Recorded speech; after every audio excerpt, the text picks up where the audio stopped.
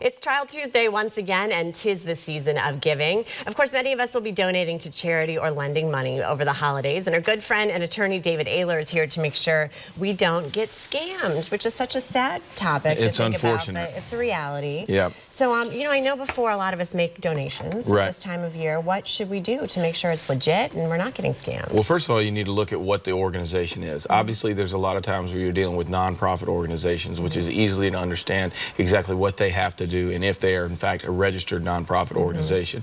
You can go online and take a look on the Secretary of State's page, find any organization that is registered as a nonprofit. However, that's not often the time where people really get taken for things. It usually comes where you have a fund or a raffle or a rally or something, even online, the GoFundMe type of things that are not nonprofits, and they're not claiming to be, but they are claiming to be a charity or a good cause. And those are the ones that you have to watch out for. Particularly the language you often see is proceeds being given to, for some sort of event. They're asking you to sponsor or donate to. Well, if they say proceeds, that may be $1 out of every 100. So in reality, this is still a profit event. It's not for the charity. There may just be a donation to that charity. So it could be a very tiny percentage. Right, of that exactly. charity. You mentioned GoFundMe, which I think is interesting. A lot of us want to help, whatever, the sad story is.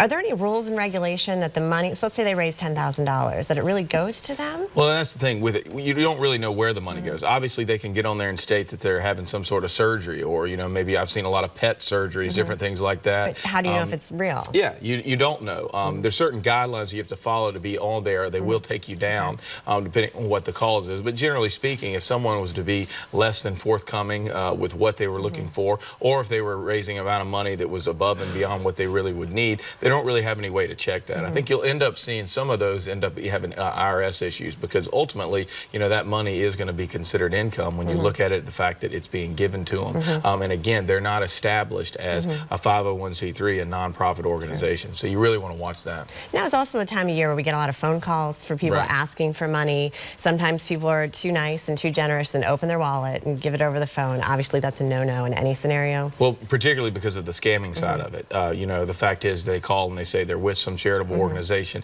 They ask for your credit card or debit card number. Ultimately, they have nothing to do with that organization. You see it also within the emails.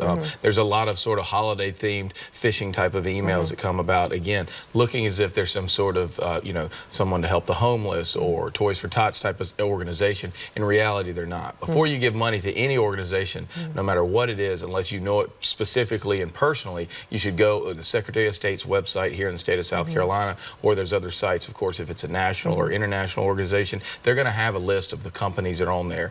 Even in fact, here in South Carolina, they do a list of basically, good investments and bad investments. When I say investments, I mean in the terms of donations from some of the companies here in South Carolina. Now, and I mentioned phone calls. Not all of them are bad. A lot of them are legit. But on the receiving end, how can you be sure that it truly is who they say they are? Well, what you want to do is just ask for some information. Either A, can they send you something in the mail, which I know seems sort of archaic. Put it in writing and send it to me, But on the other side, of course, there should be a website. It's very inexpensive to have a website. If it's true organization, they're going to have a website. Not only are they going to have a website, they're going to have a way that you can donate online. And at that point, you'll be able to take the time and do your research more than just getting that quick 15-minute solicitation over the phone. I have another really quick question. I just saw a story about a lot of those gift cards and deals you get online might not be legit either. Right. A lot of the gift cards actually end up being fake. You have fraudulent gift cards a lot because there's so many of them. So you want to be real careful with that as well. All right. So bottom line, give be but warm, be smart. have a great holiday season, but be smart about all of it.